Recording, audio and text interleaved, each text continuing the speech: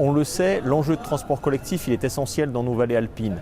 Pourquoi? Eh bien parce que c'est grâce au transport collectif que nous arriverons à articuler la politique économique et touristique qui est essentielle dans nos vallées avec une politique de préservation de l'environnement et de nos sites.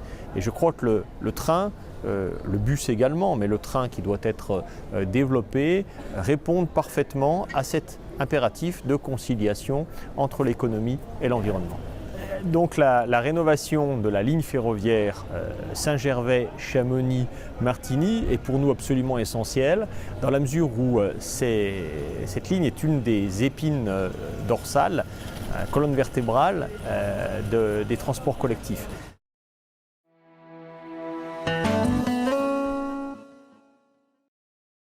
Alors nous avons effectivement, en fait on a trois côtés au triangle. On a évidemment l'axe qui va entre Chamonix et le Val d'Aoste et puis des coopérations également existent entre les Valaisans et les Valdôtains en direct. Donc c'est bien un ensemble et un tour du Mont Blanc qui s'effectue.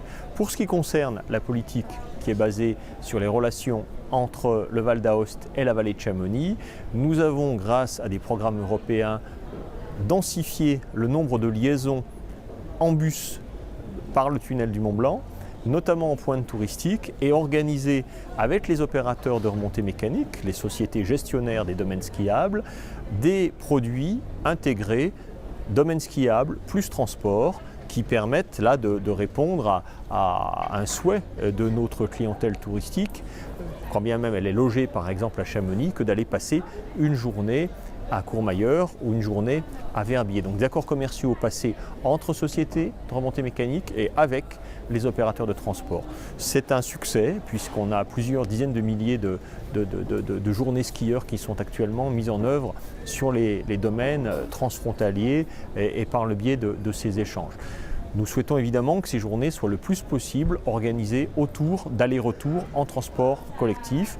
Je citerai également la réussite des transports collectifs quand nous avons des manifestations importantes comme l'Ultra Trail du Mont Blanc, manifestation pour laquelle l'espace Mont Blanc investit chaque année environ 20 000 € pour la mise en place de transports collectifs de rabattement.